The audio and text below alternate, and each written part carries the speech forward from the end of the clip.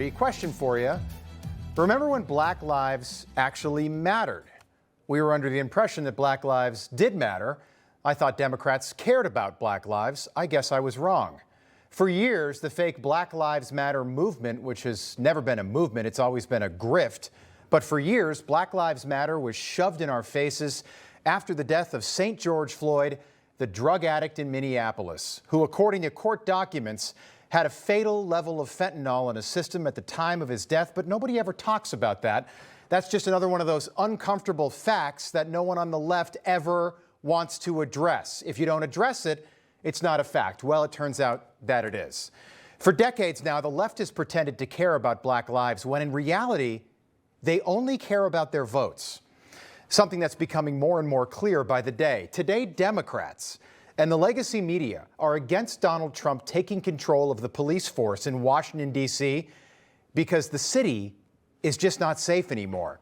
And they are against the National Guard being used to make the city safer for people, many of them Black people living in the city, because Democrats don't actually care about Black people. They only care about their vote, and it's been this way for a long time. The headlines today, predictable. Trump's rhetoric about D.C. echoes a history of racist narratives about urban crime.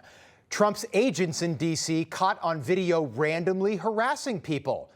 Trump's D.C. rhetoric echoes history of racist narratives about urban crime. That from PBS, which was just defunded. You can see why. But what's really happening? Is Donald Trump just some evil racist? Or is Donald Trump actually trying to make Washington safer for the people impacted the most by violent crime in the city, Black people? Why don't we ask Black women who live in the city what they think? If they're able to do that, then I think there's no problem with that, because there are pockets in D.C. that are significantly out of control. We have school zones that are drug-infested neighborhoods. I don't want to get shot. I don't want to get hit by a stray bullet. I don't want to get robbed. I don't want to get carjacked. Frustrations are high among district residents like April Brown. My mom was carjacked by 4 juveniles with a gun held to her head. I mean, I have shell casings from the back of my yard. I'm sick of it. I'm fed up with it. I'm a native Washingtonian, and if they don't fix something ASAP, I'm leaving. I'm out. If things don't change and change soon, I'm a proponent of calling in the National Guard, because, like I said, people are afraid. We cannot live like this. We cannot live like this. That's what one Black woman who lives in Washington just said. I don't want to get shot. Imagine living like that. Imagine voting for a party your entire life that doesn't care about you enough to keep you safe in your own city, your own home. Because that's what's happening in Washington, a city with a Black mayor and a Black police chief who are both women themselves. You'd think it would be different. It's only gotten worse. And now let's see what Black men living in Washington think about Donald Trump, a white man, and the president, who also lives in Washington, trying to make Washington safer. I'm happy that Trump is going to have this, have his department take over the police department. I think it's needed. I think we will have some results. And I think Donald Trump really wants to clean it up. And I'm all for it. There's a part of this city that, as I say before, may have a cold, but this area has pneumonia. We need to make sure that there's justice for the whole city. I just want to see change. I want to see our neighborhood clean. I want to see the schools safe for the children. The reason why it's a great idea is that if he's sitting and he sees that a task is not being done, he's implementing something that could possibly cease and bring it down a bit. The left wants to make everything about race. They always have. We're not going to do that. We're going to make everything about facts as best we can. Facts that the left don't want you to hear about. Jeanine Pirro, the U.S. attorney in Washington, tweeted pictures of 45 of the victims murdered in Washington over the last several months, some in 2024 and 24 of them this year. The youngest, a 3-year-old little girl who was killed by a Black man. Think about that, 3 years old. Do you still think that Washington, D.C. doesn't have a crime problem? Remember, we thought that Black lives mattered. Take a look. Over here are the individuals who were shot and killed under the age of 20, all teenagers in 2025. And the number here is 16. Again, all members of the minority community here. I am here today to tell you that on behalf of all of these victims, all of these families, that they're going to be accountable, that we are going to make a difference, and that we are going to make sure that law enforcement is focused on these innocent, now silent victims of crime in the district. It's also not a coincidence that all this started getting worse when Joe Biden was in the White House. A president that did nothing well while he was in office has apparently been talking about crime for decades being bad in Washington, but he never did anything about it. Even when he was president, even when he had the power to do something. Not even Barack Obama, our first black president. He did nothing when he was in office. Barack Obama identifies as black, which is fine. That's his prerogative. But Barack's father largely abandoned him. He was raised by his white mother and his white grandmother in Hawaii, and that's a fact. And neither of them ever did anything about crime in D.C. until Donald Trump came along.